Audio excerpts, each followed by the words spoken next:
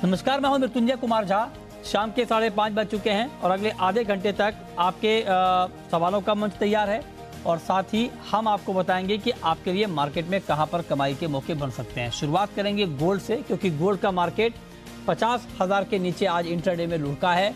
कल भी हमने गिरावट देखी थी और हमारे साथ प्रथमेश माल्या इस वक्त जुड़ रहे हैं। अभी भी देखिए आप 50 के नीचे एक बार गोल्ड फिर आ चुका है। 49,932, 242 गिरावट गोल्ड में दिख रही है। और चांदी का भाव बहुत ही रेंज में ट्रेड कर रहा है। हालांकि चांदी 8 महीने के लो पर है, एमसीएक्स पर 22 महीने के लो पे है, कॉमेक्स पर। तो तेज गिरावट हमने चांदी में भी देखी है। तो माल्या जी, पहला सवाल सर आपसे यही होगा कि आज शाम के ट्रेड के लिहाज से, चूंकि आज हफ्ते का आखिरी कारोबारी दिन है, गोल्ड में क्या किया जाए? ट्रेंड वीक है इस काउंटर में, तो मेरे ख्याल से गोल्ड में आज के सेशन में भी कुछ करना है तो सेल किया जाए। 50,100 के आसपास अगर काउंटर मिलता है शाम के सेशन में तो वहां पे सेल करने की सलाह रहेगी। 50,270 का स्टॉप रहेगा। टारगेट नीचे में 49,700 के लिए रहेंगे। ठीक है। और चांदी में सर, सिल्वर में क्या किया जाए? चांदी में भी वही रुक रहेगा। काफी अच्छा करेक्शन हुआ इस काउंटर में। आज के सेशन में भी वो करेक्शन जारी रहेगा। 59,200 के आसपास सेल करेंगे जुलाई वायदा। 59,900 का स्टॉप रहेगा। नीचे में टारगेट 57,600 के लिए रहेंगे। ओके, तो ये राय आपकी है गोल्ड और सिल्वर के ऊपर। 58,785 का स्तर एमसीएक्स पर चांदी में दिख रहा है और बहुत ही रेंज का ट्रेड इस वक्त हम चांदी में देख पा रहे हैं। अब आते हैं क्रूड पे।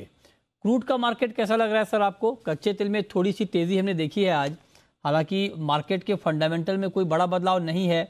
ओपेक ने डिमांड ग्रोथ का अनुमान घटाया है। तो आज के लिए अगर कोई ट्रेड लेना चाहे कच्चे तेल में तो क्या करना चाहिए? आई थिंक ये काउंटर काफी वोलेटाइल है मृत्युंजय जी। मेरे ख्याल से आज के लिए कुछ करना है, प्योरली आज के लिए अगर कुछ करना है शाम के सेशन में, तो मेरे ख्याल से बाय करने की सलाह रहेगी। ऑलरेडी 2% ऊपर है, तो अगर आपको डिप मिलता है शाम के सेशन में 8,260 यहाँ पे एंट्री करने की सलाह रहेगी। 8,150 का स्टॉप रहेगा। ऊपर में टारगेट 8,480 के लिए रहेंगे। बट यस, कैरी फॉरवर्ड नहीं करना है इस पे कोई भी पोजिशन। अच्छा, ठीक है। अच्छा, मेटल में भी बहुत गिरावट आ गई है चीन की चिंता और डॉलर की मजबूती की वजह से। तो बेस मेटल का मार्केट अभी आपको कैसा लग रहा है? और आज अगर कोई ट्रेड लेना चाहे बेस मेटल में तो कहां पर आपको लगता है कि ट्रेड लेना चाहिए? मेरे ख्याल से सारे काउंटर में वीकनेस है बेस मेटल्स में। तो आप अगर यहाँ पे कोई भी काउंटर में सेल करके चले तो आपको अच्छा खासा मुनाफा मिल जाएगा। बट फिर भी रिस्क रिवॉर्ड अगर फेवरेबल रख के करना है तो मई वायदा 748 के आसपास ही में सेल करने की सलाह रहेगी। 752 का स्टॉप रहेगा। नीचे में टारगेट 739 के लिए रहेंगे। ओके, ठीक है। तो ये बात ये रहा है मेटल पर आपकी। और मेटल में आप देखिए सारे काउंटर लाल निशान में हैं। बहुत तेज़ गिरावट हमने देखी है पूरे मेटल काउंटर में, क्योंकि एक तो चीन से डिमांड घटने की आशंका है। डॉलर इंडेक्स काफ़ी मजबूत हुआ, 105 के ऊपर चला गया। ये सारे फैक्टर मेटल मार्केट पर दबाव बढ़ाने वाले हैं। नेचुरल गैस में कोई ट्रेड सर आज?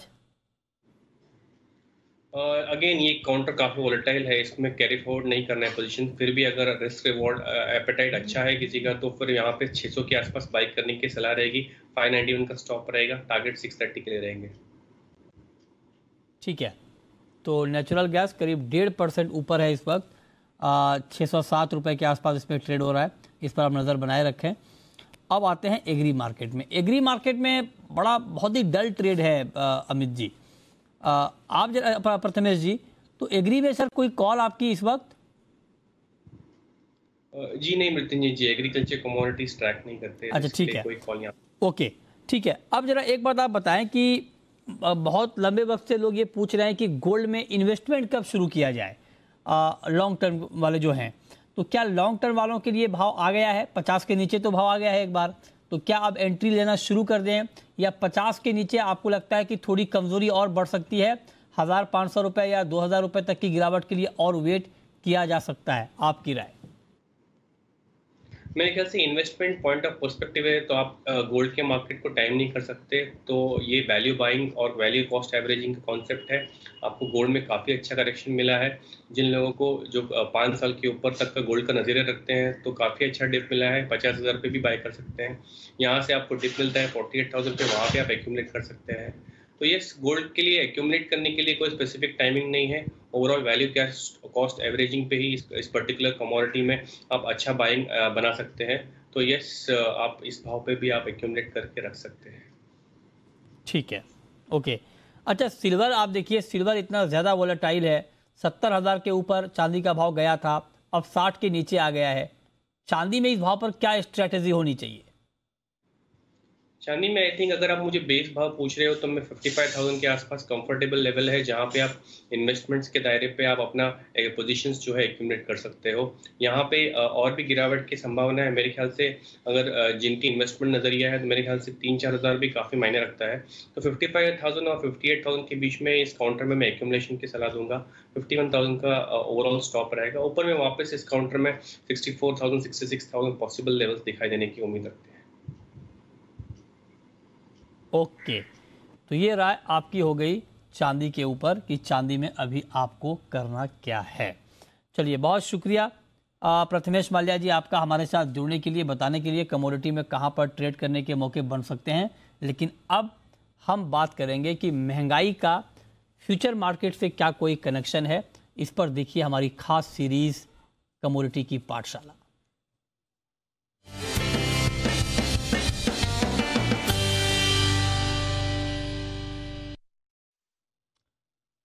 और आज कमोडिटी की क्लास में हम बात करने वाले हैं कि किस तरह से महंगाई जिस तरह से बढ़ रही है, क्या महंगाई को कम करने में या महंगाई की एडवांस प्लानिंग में फ्यूचर मार्केट की भूमिका हो सकती है। क्योंकि आप देखिए कि दुनिया भर में महंगाई को लेकर हाहाकार मचा हुआ है।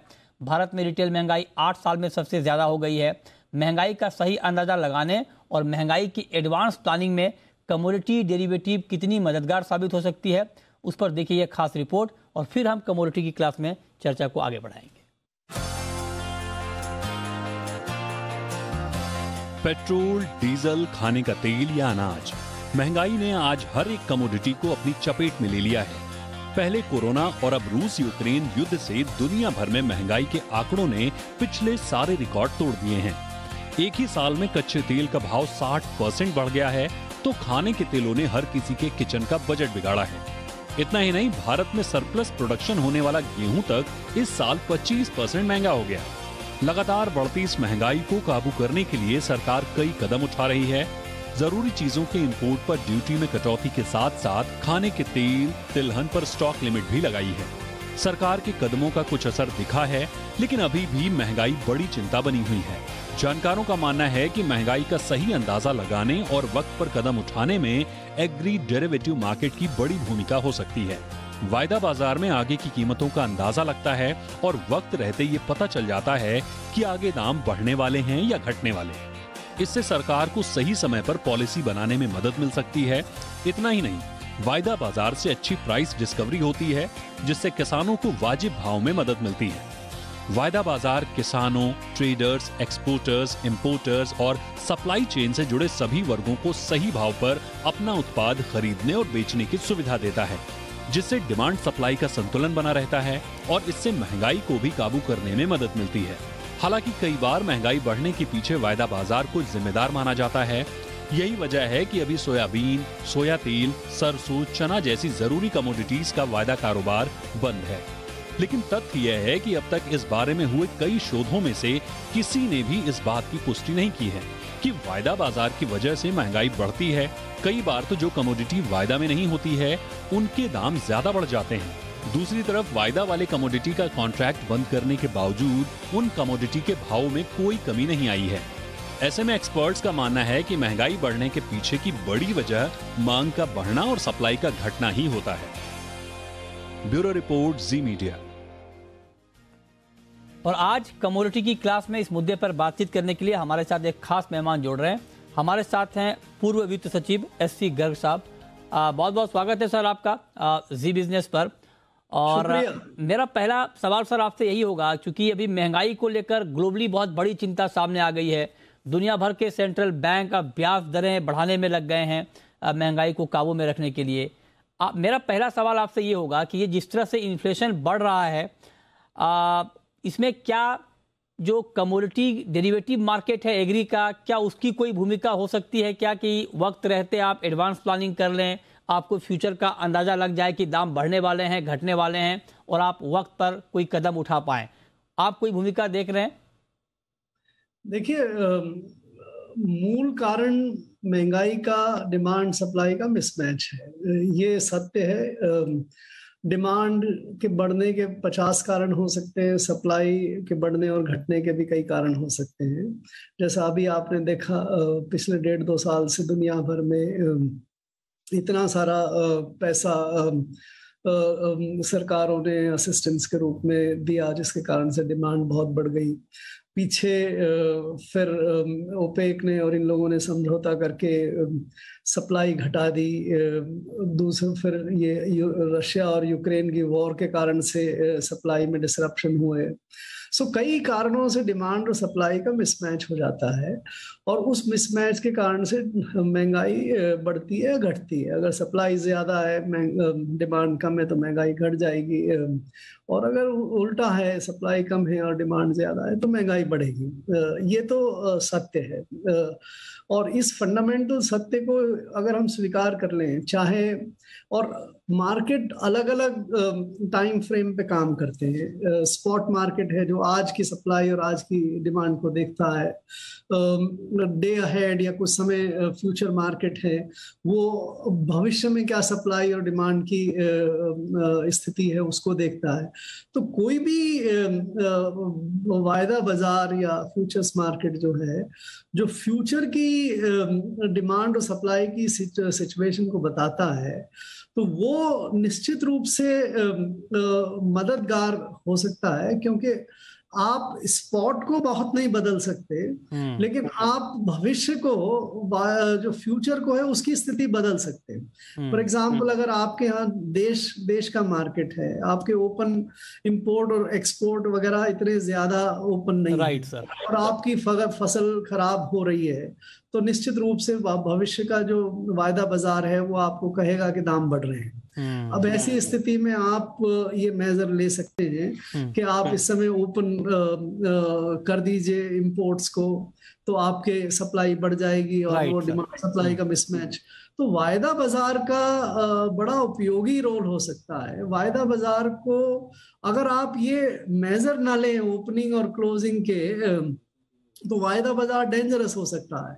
क्योंकि अगर मान लीजिए ये है कि सप्लाई कम है और डिमांड ज्यादा है, और आप कुछ भी आने नहीं दे रहे हैं, कुछ इंपोर्ट वगैरह नहीं करेंगे, तो फिर निश्चित रूप से स्पेकुलेटर्स हावी हो जाएंगे। तो अगर वायदा बाजार को मेजर्स के साथ जोड़ा जाए तो उपयोगी है, और अगर आप उसको केवल फिर भी कंट्रोल करके रखेंगे, तो फिर वो स्पेकुलेटर का मार्केट। ठीक है, तो ये आपने बहुत डिटेल में बताया सर। अब एक सवाल सर, चूंकि आप सर मतलब फाइनेंस सेक्रेटरी रहे हैं, तो आप तो पॉलिसी को बहुत बखूबी समझते हैं। कई बार ये चर्चा होती है, जब दाम बढ़ जाते हैं, महंगाई बढ़ती है, तो इस बात को लेकर डिबेट शुरू हो जाती है कि क्या फ्यूचर मार्केट की जिम्मेदारी है क्या महंगाई बढ़ाने में। कई बार दालों के दाम जब बढ़ते हैं तो दालों का जो फ्यूचर ट्रेड होता है उसके ऊपर सवाल खड़े होते हैं। तेलों के दाम बढ़ते हैं तो तेलों पर सवाल खड़े होते हैं। ग्राउंड रियलिटी क्या है? क्या इसमें कुछ दम है इस तर्क में कि हाँ, वायदा बाजार की भी कुछ भूमिका होती है कीमतें बढ़ाने में, या आपको लगता है कि बिल्कुल मार्केट फंडामेंटली ड्रिवन है और वायदा बाजार का उससे कोई लेना देना नहीं है? मेरा बिल्कुल स्पष्ट मान्यता ये है कि वायदा बाजार का डिमांड सप्लाई कि प्रेजेंट में जो स्पॉट में डिमांड एंड सप्लाई है उसको चेंज करने में कोई योगदान नहीं होता। एंड इसलिए वायदा बाजार का दाम बढ़ाने घटाने में आज के उसमें कोई योगदान नहीं है। ये सेंटिमेंटल, साइकोलॉजिकल, इमोशनल आर्गुमेंट ज्यादा होता है कि देखिए दाम बढ़ रहे हैं, तो शायद जब दाम बढ़ रहे होते हैं तो वायदा बाजार में भी दाम बढ़ेंगे। ये ऐसा नहीं है कि वायदा बाजार स्पॉट को लीड करता है। वायदा बाजार को स्पॉट और भविष्य में होने वाले जो डिमांड सप्लाई की सिचुएशन है वो लीड करती है। वायदा बाजार तो मिरर है, उसका रिफ्लेक्शन है। वायदा बाजार कारण नहीं है। कॉजेशन जिसको हम कहते हैं वो उससे नहीं आता कि वायदा बाजार में ज्यादा दाम है तो इसका मतलब महंगाई वो बढ़ा रहा है। वायदा बाजार में ज्यादा दाम है तो इसका मतलब ये होना चाहिए कि डिमांड एंड सप्लाई की सिचुएशन वास्तव में कमजोर है। सो आई डोंट थिंक ये हम जो पॉलिसी अपनाते रहे हैं कि जिसमें कि भाई जैसे ही कोई दाम बढ़ने लगे तो उसको वायदा बाजार को बंद कर दो, ये साउंड पॉलिसी नहीं है, ये उपयोगी पॉलिसी नहीं। तो आप कह रहे हैं कि ये बिल्कुल मतलब कहना ठीक नहीं होगा कि वायदा बाजार की वजह से महंगाई बढ़ती है। अब जरा एक बात आप बताएं सर कि वायदा बाजार, स्पॉट का मार्केट और इन्फ्लेशन, तीनों को अगर बेहतर तरीके से मैनेज करना हो, लिंक करना हो, सपोज कि मान लीजिए महंगाई बढ़ती घटती है, इसका अंदाजा अगर वायदा बाजार के जरिए और ठीक तरीके से मिल पाए, ज़्यादा प्राइस डिस्कवरी हो, प्राइस ट्रांसपेरेंसी हो, आपको लगता है कि इसको लेकर क्या काम होना चाहिए ताकि तीनों मार्केट आपस में, तीनों चीज़ें आपस में बढ़िया से लिंक्ड हों और एक दूसरे के लिए हेल्पफुल हों? मैं आपको एक मार्केट के से आपको ये चीज समझाने की कोशिश करता हूँ। प्याज जैसे है देश में, इसके कारण, इसकी दाम के कारण से बहुत बार समस्या पैदा होती है, पॉलिटिकल डिसीजन मेकिंग भी होती है, बैन भी लगते हैं, ये भी लगते हैं। प्याज देश में जो सालाना कंजम्पशन होता है उससे करीब करीब 25% ज्यादा पैदा होती है देश में, और ये हर साल का है, राइट। तो कोई भी कारण ऐसा नहीं होना चाहिए कि देश में प्याज के दामों को ज्यादा बढ़ोतरी मिले। लेकिन कुछ सीजन आते हैं ऐसे जिसमें टेम्पोरली या तो नुकसान हो जाए प्याज की फसल का, या उस समय डिमांड सप्लाई की टेम्पोररी सिचुएशन में कमी बेशी होने के कारण से दाम बढ़ सकते हैं। अब अगर हम ऐसे में जो पॉलिसी हमने देश में लगा रखी है कि भाई हम प्याज का एक्सपोर्ट पे नियंत्रण रखना चाहते हैं और प्याज के इंपोर्ट को फ्री नहीं करना चाहते, हम प्याज केवल तभी खोलना चाहते हैं जब कभी दाम बहुत बढ़ जाए, तो ये जो ऐसे डिसीजंस हैं उसके कारण से इसमें जो मार्केट है, स्पॉट मार्केट और प्याज का वायदा बाजार और प्याज की रियल इन्फ्लेशन, ये सारी इक्वेशन गड़बड़ा जाएगी। अगर आप प्याज में देश में ऐसा करें कि आप फ्री एक्सपोर्ट और इंपोर्ट की पॉलिसी रखें कि आप जितना भी चाहे प्याज भेज सकते हैं, भेजें, जितना भी अगर जरूरत पड़े तो प्याज खरीदना हो खरीदें, और उसके बाद ट्रेडर्स और जो मार्केट है वो एंटिसिपेट कर लेगा वायदा बाजार को देख के कि भाई इस समय जो भी फसल 3 महीने बाद आने वाली है उसमें खराबी होने की, उसमें कमी है, ये है, दाम ऐसे हैं, तो वायदा बाजार जो ट्रेडर्स हैं वो इंपोर्ट करना शुरू कर देंगे और समय पे इंपोर्ट कर लेंगे, और दाम बढ़ेंगे नहीं, उससे पहले इंपोर्ट होना शुरू हो जाएगा।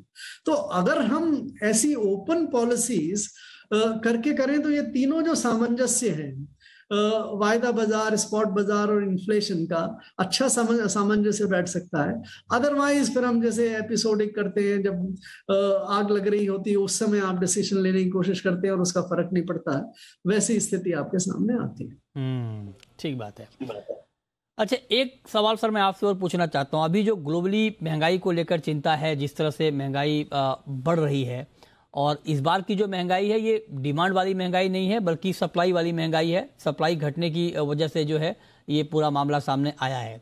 तो आपके हिसाब से सप्लाई सिचुएशन को इम्प्रूव करने के लिए, हालांकि हमारे यहाँ ये अच्छी बात है कि हमारे पास गेहूं का, चावल का पर्याप्त स्टॉक है, लेकिन सप्लाई साइड को और बेहतर बनाने के लिए क्या कुछ कदम उठाने की जरूरत है?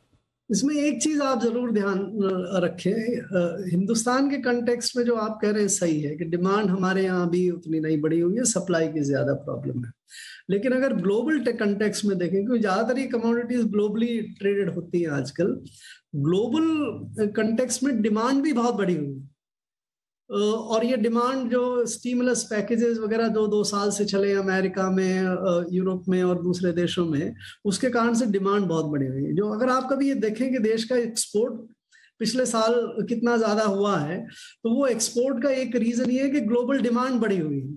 उस एक्सपोर्ट से हम ग्लोबल डिमांड को मीट करने की कोशिश कर रहे हैं, लेकिन हमारे डोमेस्टिक सप्लाई हम घटा दे रहे हैं।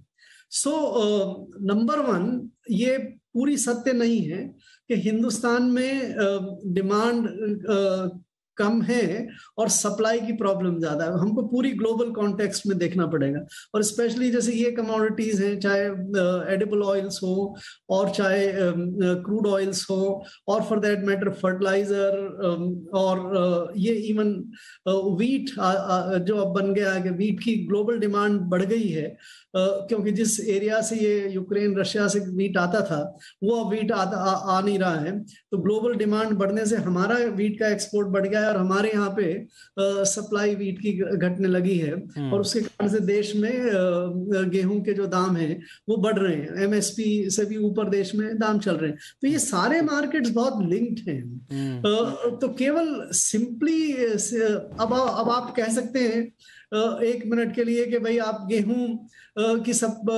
पे एक्सपोर्ट पे बैन लगा दो, उससे गेहूं की सप्लाई डोमेस्टिकली बढ़ जाएगी और सीरियल्स के दाम जो है वो कम हो जाएंगे। राइट सर, बट वो हमें बड़ा नुकसान कर देगा, क्योंकि हम जो एक्सपोर्ट करके और जो हमारा एक्स्ट्रा गेहूं है उसको हम जो खपा पाएंगे वो नहीं खपा पाएंगे। तो ऐसे डिसीजंस इतने सिंपल तरीके से नहीं लेने चाहिए। ठीक बात, पूरी बात देखनी चाहिए। जी जी, चलिए बहुत बहुत शुक्रिया गर्ग साहब आपका हमारे साथ जुड़ने के लिए और कमोडिटी की क्लास में आज महंगाई के ऊपर डिटेल में बात करने के लिए। चलिए आगे बढ़ते हैं और अब बात करते हैं मानसून की, क्योंकि आईएमडी ने कह दिया है कि इस बार तय वक्त से पहले मानसून पहुंचेगा और 27 मई को केरल पहुंच जाएगा मानसून। यानी 1 जून को आमतौर पर मानसून पहुंचता है केरल, लेकिन उससे 5 दिन पहले इस बार केरल पहुंचने की संभावना है। इस पर बातचीत करने के लिए हमारे साथ आईएमडी के डीजीएम मृत्युंजय मोहपात्रा साहब जुड़ रहे हैं। सर बहुत बहुत स्वागत है आपका जी बिजनेस पर। मेरा पहला सवाल आपसे ये होगा कि आप लोगों ने कहा कि 27 मई को केरल मानसून पहुंच जाएगा, तो सर मेरा अगला सवाल इसमें यह है कि 27 मई को पहुंचने के बाद की रफ्तार क्या होगी मानसून की? क्या सिर्फ 27 मई को पहुंच जाएगा या पहुंचने के बाद आगे भी देश के बाकी इलाकों में भी तय वक्त से पहले मानसून पहुंच सकता है? मैं तो पहले आपको ये बोल के रखूं कि 27 में जो पूर्वानुमान दिया गया केरल पहुंचने के लिए, इसका ±4 डेज वेरिएशन भी हो सकता है जी। और इसके साथ साथ इससे पहले अंडमान सी में, जैसे साउथ अंडमान सी, निकोबार आइलैंड्स इलाका में मानसून 15 तारीख के आसपास पहुंचने का हम पूर्वानुमान किए हैं। तो ये दोनों पूर्वानुमान को देखते हुए ऐसा लगता है कि जो नॉर्मली जो डेट में मानसून आकर पहुंचता है, इससे थोड़ी दिन पहले, जैसे आपने बताया कि 5 दिन पहले आकर पहुंच रहा है। और मैं आपको थोड़ा याद कराऊं कि जो लॉन्ग रेंज फोरकास्ट हम इशू किए थे कि मानसून इस बार अच्छा रहेगा।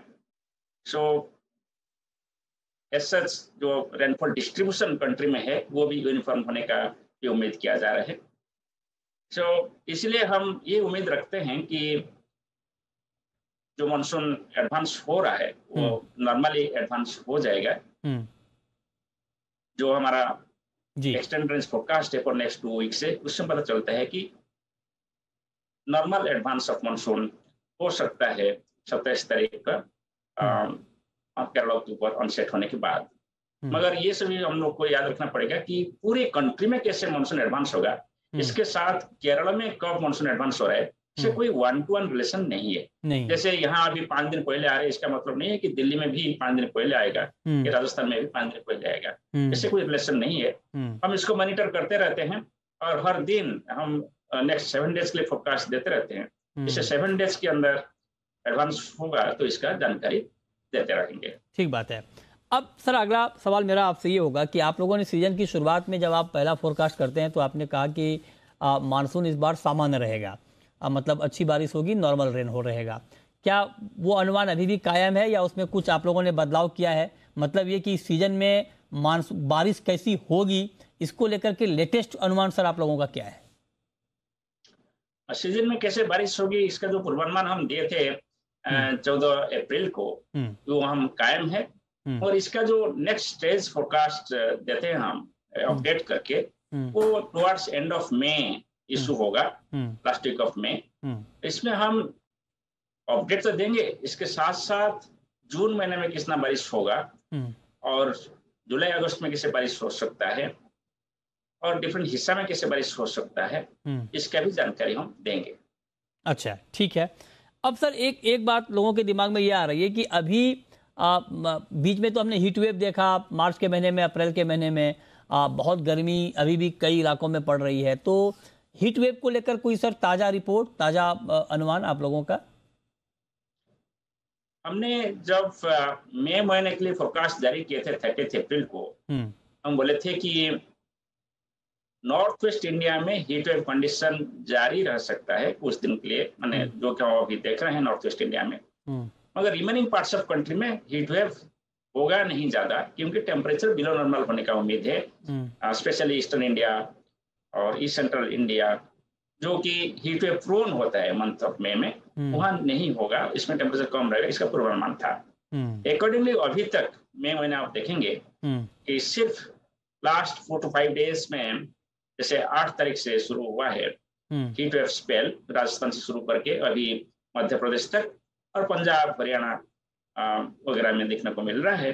और ये हीट वेव स्पेल अगले 3 दिन तक यानी 15 तारीख तक रहने का उम्मीद है। इसके बाद हीट वेव स्पेल खत्म हो जाएगा और टेम्परेचर फॉल होगा नॉर्थ ईस्ट इंडिया में। अच्छा। और इसके अलावा कोई पार्ट में अभी हीट वेव कंडीशंस नहीं है और हमारे हीट वेव वार्निंग भी और दूसरा इलाके के लिए नहीं है। हम वही फोरकास्ट के ऊपर अभी स्टैंड कर रहे हैं कि मई महीना में नॉर्थ वेस्ट इंडिया और इसके आसपास वेस्ट सेंट्रल इंडिया है, जैसे राजस्थान, गुजरात, मध्य प्रदेश, हरियाणा, पंजाब, दिल्ली, ये सभी इलाका में हीट वेव कंडीशंस हो सकता है। राइट। अगर east central India, northern peninsula, इस एरिया में हीट वेव कंडीशंस कम होगा, तो नहीं होगा in the remaining period of month of May. Right. अब लास्ट क्वेश्चन सर मेरा आपसे ये होगा कि ठीक है, मानसून को लेकर अब तक जो भी खबर आई है, अच्छी खबर आई है कि अच्छी बारिश होगी, तय वक्त से पहले मानसून पहुंचने का अनुमान है, लेकिन मानसून में एक बड़ा फैक्टर होता है रेन का डिस्ट्रीब्यूशन। कई बार ये होता है कि मानसून आपका बहुत अच्छा है, बहुत अच्छी बारिश हुई, लेकिन उसका डिस्ट्रीब्यूशन बेहतर नहीं रहने से उसका उतना फायदा नहीं मिल पाता है। और अगर मान लीजिए खेती वाले इलाके में अच्छी बारिश नहीं हुई तो उस मोर्चे पर, खेती के मोर्चे पर चिंता बनी रहती है। तो रेन के डिस्ट्रीब्यूशन को लेकर के आप लोगों का ताजा अनुमान क्या है? सही बात बताया आपने। हमारा जो एक्सपेक्टेशन है जो मानसून सीजन में major part of the country में रेनफॉल डिस्ट्रीब्यूशन अच्छा रहेगा और normal to above normal rainfall होगा। सिर्फ नॉर्थ ईस्टर्न स्टेट्स जैसे असम, मेघालय, अरुणाचल प्रदेश, नागालैंड, मणिपुर, मिजोरम, ये सब एरिया में, सदर्न पार्ट्स जैसे केरला और साउथ तमिलनाडु में, और नॉर्थ वेस्ट इंडिया में जैसे जम्मू एंड कश्मीर, लद्दाख, पंजाब, हरियाणा, हिमाचल प्रदेश और नॉर्थ राजस्थान, ये सभी इलाके में बिलो नॉर्मल रेनफॉल होने का प्रोबेबिलिटी है। अच्छा। और ये सभी इलाकों में हम कंपेयर करें, आप देखेंगे केरला जो है, केरल में बहुत बारिश होता है और थोड़ा सी बारिश कम होने से ज्यादा प्रॉब्लम नहीं होता है, रेदर जो फ्लड्स, लैंडस्लाइड्स वगैरह होते हैं वो कम हो जाता है। Right sir. Similar north eastern states में भी कंट्री का हाईएस्ट रेनफॉल होता है। नॉर्थ ईस्ट स्टेट्स को पता है, Cherrapunji, Mawsynram, globally highest rainfall zone है, वहां भी रेनफॉल जो बिलो नॉर्मल हम प्रेडिक्ट किए हैं, इसमें अच्छा ही होगा कि जैसे फ्लड्स वगैरह शुरू होता है, मैंने देखने को मिलता है, वो फ्लड्स का फ्रीक्वेंसी कम रहेगा। Okay okay. So north west India की बात करें, जैसे पंजाब, हरियाणा, इसमें एग्रीकल्चर ज्यादातर इरिगेशन पर डिपेंडेंट है, मगर फिर भी जो बिलो नॉर्मल प्रोबेबिलिटी हम प्रेडिक्ट कर रहे हैं, इसका असर ग्राउंड वाटर सब एरिया में हो सकता है और इरिगेशन को थोड़ी से इफेक्ट भी कर सकता है जी। और जो मेजर रेनफेड एरिया है, जैसे गुजरात, राजस्थान से शुरू करके Orissa, Andhra Pradesh, across Madhya Pradesh, Chhattisgarh, northern parts of Maharashtra, ये जो रेनफेड एरिया है, इसमें रेनफॉल नॉर्मल नहीं तो एबो नॉर्मल होने का उम्मीद है। ओके सर, खुशखबरी है फार्मर्स के लिए। राइट, बहुत शुक्रिया मृत्युंजय मोहपात्रा जी आपका हमारे साथ इस खास चर्चा में जुड़ने के लिए और बताने के लिए कि मानसून के ओवरऑल हालात कैसे रहने वाले हैं।